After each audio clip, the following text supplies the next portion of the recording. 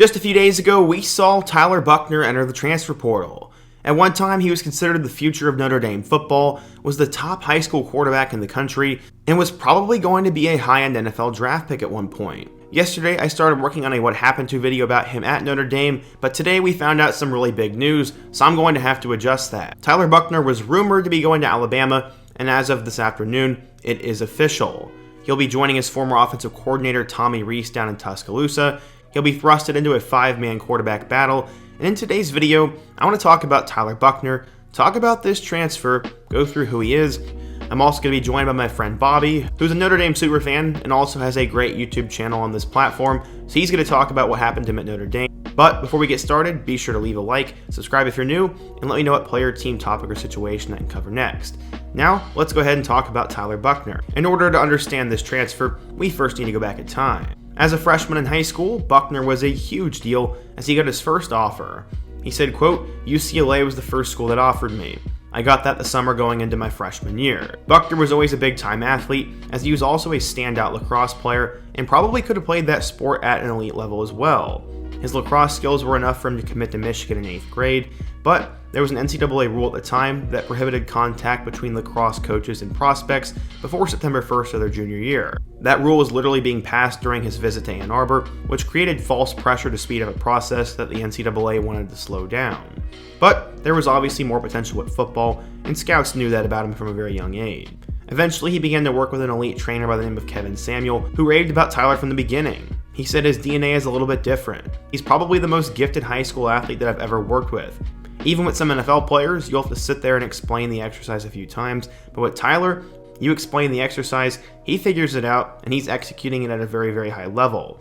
I put him on the same program as my NFL guy. Eventually, he'd arrive at the Bishop School in Southern California, and as a sophomore, he was set to take over. Unfortunately, it would have a very tough and early end, as he would tear his ACL 4 snaps into the season.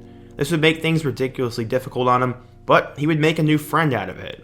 It didn't take long for him to meet Manti Te'o, who was also connected with Kevin Samuel and was in the area because he was on the Chargers. The two struck up a friendship as they would talk during the rehab appointments. At the time, Te'o had a torn Achilles and Buchner had that ACL.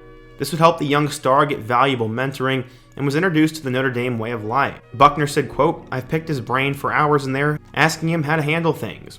I said, hey, how do you handle the publicity? How do you handle people saying things that aren't true?"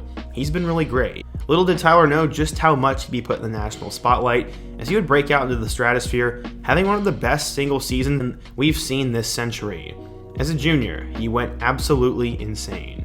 He completed 267 passes for 4,474 yards and 53 touchdowns.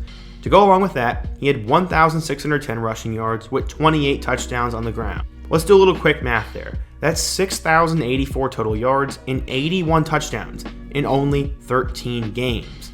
Pretty good, right? Yeah. After his torn ACL, there were some people who were questioning Buchner, but those questions were answered 3 weeks into that year, as in one of those games, he threw for 760 yards and 9 touchdowns. He was 1 yard shy of the California single-game record, and his coach said what Tyler did this year was phenomenal. We had to have broken some kind of offensive record in San Diego, and I know he's broke some national record. Buchner had the best season of anyone in the country, but skeptics said he played really poor competition. His best 3 games of the year came against their best 3 opponents though. Buchner did understand that the competition level he faced was part of that success, at least statistically, and that he could transfer high schools and face better talent each week. At the time, he was doing a half-hour commute between high schools, and he jokes that if he could spend the night at his high school, he would have been fine on the couch there. Eventually, maybe the pressure got to him, or they just thought about it a little bit more, as he decided to leave the Bishop School for Helix Charter for his final high school season.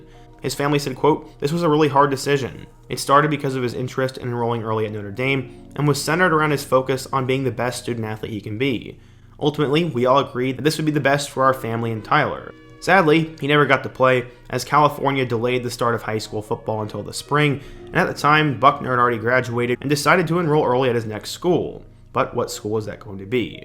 Well, Tyler had been a big deal for a while, but the Notre Dame story really started when he went there in June of 2018 for a summer camp. There was a little bit of buzz around him at the time, as he had already picked up several big offers prior to the visit. It literally took one throw for most to realize Notre Dame was going to offer that day.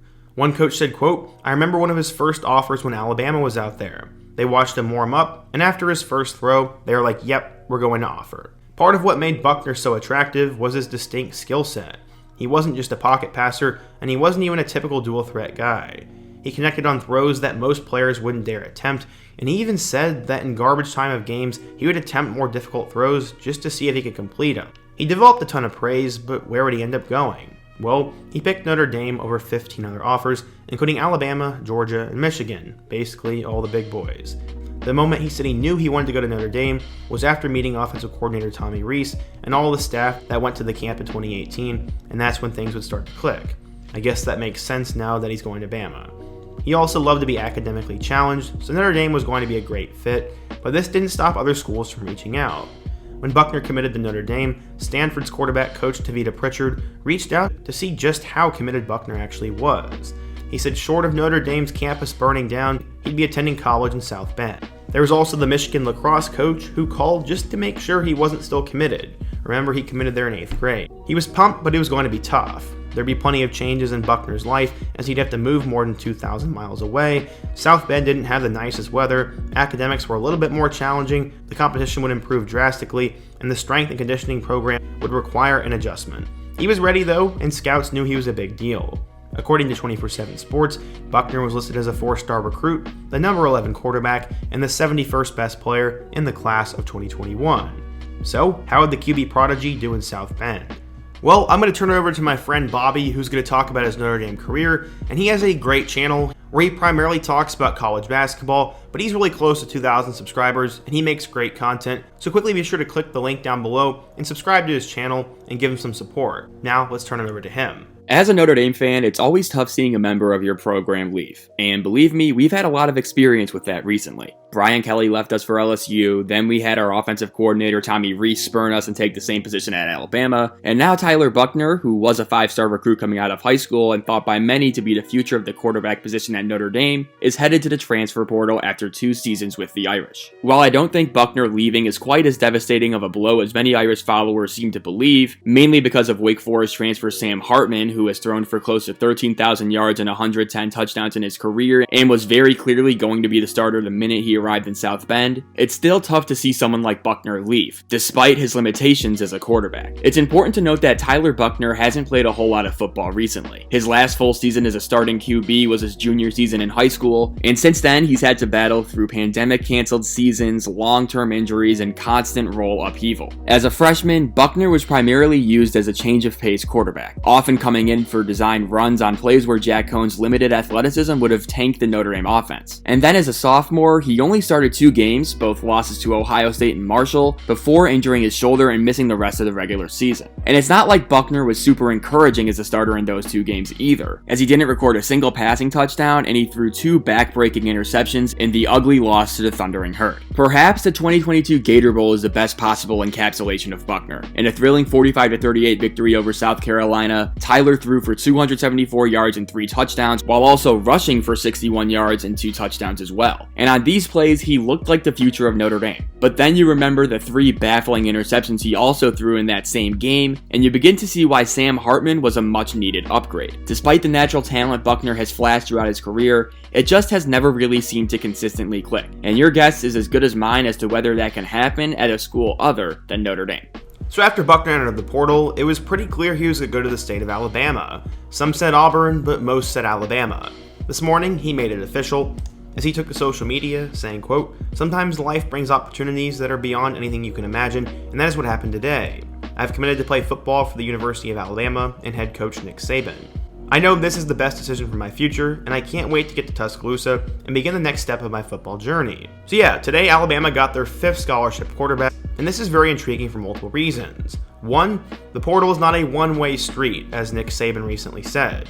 Because of this, we'll likely either see Jalen Milroe or Ty Simpson enter the portal, which will have a ripple effect on another program. In my opinion, I do think it'll end up being Milroe, as he has limited time left in his career and was definitely less recruited and already had his chance last year and just hasn't proven it. Simpson at least has more potential, and for me, it's more of a confidence issue with him than actual skills, whereas Milroe is confident but just looks to be a little bit more behind. I think the battle now is really between Buchner and Simpson. I would have to actually say that Buchner's probably going to be the leading quarterback for this for 2 reasons. One, because Saban wouldn't bring in a quarterback unless he had a legitimate chance to start, and two, he's familiar with Tommy Rees. That's why everyone saw this coming from a mile away, as maybe these 4 quarterbacks on the roster are struggling to understand Rees' scheme, and with Buchner knowing that and all his potential, it does make a lot of sense. At first I was pretty skeptical of the move, as I didn't think he was much better than Milroe or Buchner, but adding in the fact that he's comfortable in that system, and the fact that he'd be getting a clean slate, makes this move, in my opinion, actually pretty intriguing. It's going to be really interesting to watch what happens over the next few weeks and throughout the fall, as I don't think Alabama's going to decide who the starter is until right around their first game. It's going to be pretty insane to watch, and if Bama can get the untapped potential out of Buchner, he could be the next grade Tide quarterback, and we'll look back on this day as one of the biggest moments in 2023 college football news. For now, it's all just a what if, and if you're a Bama or Notre Dame fan, what do you think of this? What do you think of Tyler Buchner's transfer? Why didn't things work out at Notre Dame? Be sure to let me know down below. Check out Bobby's channel down in the description, subscribe if you're new,